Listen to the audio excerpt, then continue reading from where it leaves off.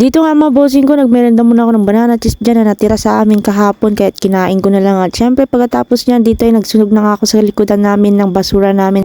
At dito naman mga bossing ko ay naghihiwa na ako ng baboy dyan na pang chicharon.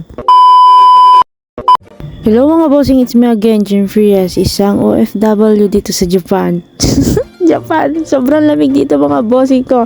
At dito ay para lang makakita ng pera at haon sa buhay. Syempre tayo magsisipag at dito kahit na sobrang lamig dyan mga bossing ko. Kita-kita nyo naman talaga dyan sa camera ko. Ay, talagang mahamog talaga dyan mga bossing ko. Naka-jacket na nga ako kahit na maaraw dito mga bossing ko.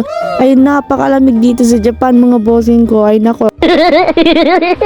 Kaya mas pinili kong magtrabaho dito sa Japan mga bossing ko. Ay talagang napakalamig dito. Talagang titiisin ko kahit na sobrang lamig talaga dito mga bossing ko. At kitang-kita nyo naman talaga dyan kahit na naaarawan ako ay nilalamig pa rin ako dyan. At dyan nga binabantayan ko nga yung sinunog ko na basura namin mga bossing. Baka ikumalat yan ay lagot ako kay Manang. At syempre pagkatapos ko naman magsunog dun, syempre babalik na tayo dyan sa taas na yan kasi syempre baka hanapin na tayo doon. At dito nga mga bossing ko, inaasar ko nga yung kasama ko kasi nandyan nga natutulala na naman siya kasi sobrang lawak na naman ang aming lilinisin talaga. Ay talagang ganyan ang buhay at Rem. At syempre ayan ang mga bossing ko, nandito nga kami sa kabilang pwesto yung nilinisan namin. At dito nga mga bossing ko ay titinitignan ko yung niluto kong kanin dyan kasi nagpa-blessing ngayon sa bagong pwesto ng Manang namin. Kaya dyan tinignan ko nga yung kanin nga, sabi ko ay pwede na to, ox na to, igora na natin to, ilaban mo yan Nes, promises.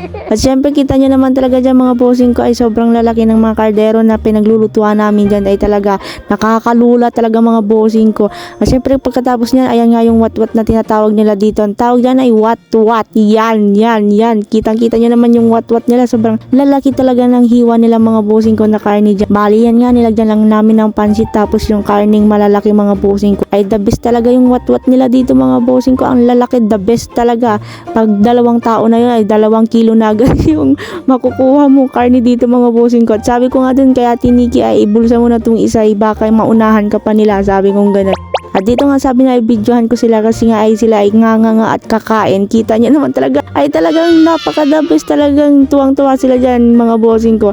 At dito nga mga bossing ko bandang alauna ay tayo ay nagmerenda kasi ay tayo ay naumay dyan sa kinain natin na wat-wat na yan. Pero da kumain nun mga bossing ko kasi matabang yun mga bossing ko, walang timpla yun. Dito nga mga bossing ko sa Japan hindi nila tinitimplahan yung wat-wat nila dito, basta may asin ox na yon, nalaga lang yon.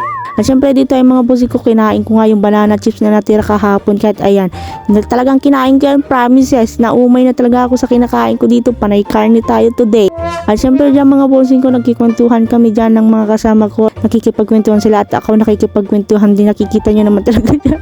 At dyan mga bossing ko, kita nyo yung mukha ko dyan nakapatamlay kasi ay talagang nauumay talaga ako sa kinakain namin. At dyan nga binigay ko na yung kinakain ko sa kasama ko kasi dito ay mga bossing ko ay maghihiwa tayo ng pang-chicharon dyan mga bossing ko kasi inutusan tayo ng aking Manang.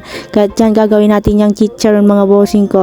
Talaga naman napaka-the-best ng natira na wat-wat na yan mga boss ko. Pinaulam na naman talaga sa amin. Ay nako, wala na talaga. Cholesterol na talaga ang aabutin natin dito. At kita nyo naman talaga yung shilin nila nakakalula mga bossing ko. Sobrang lalaki ng mga apoy. Talagang nakakalula talaga yung mga bossing ko. Kaya ingat-ingat ako dito mga bossing ko. Siyempre iniingatan ko yung katawan ko. Baka matalsikan ako ng mantika dyan. Aroy, masakit yun.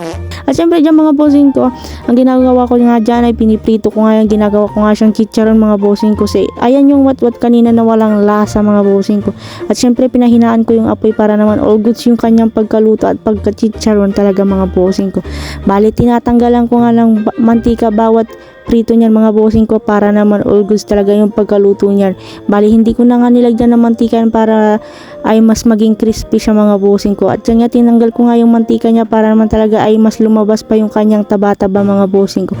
Ayan nga yung technique nga para ay maging chicharon at maging crispy yung ating baboy mga bossing ko. Diyan nga binaliktad ko at hininaan ko talaga ng apoy dyan para naman all goods talaga. At syempre tatanggalin ko ulit yung kanyang mantika dyan mga bossing ko.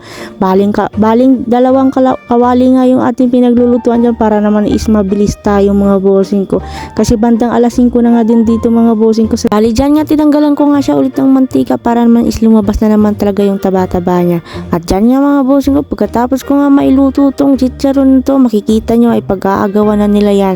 Kitang-kita nyo dyan mga bossing ko, ayan na, pinag-aagawan na nila. Sabi, ayan nga, hindi nga sila nagsasawa talaga sa karne dito, pinag-aagawan pa nila, hinayan na yan.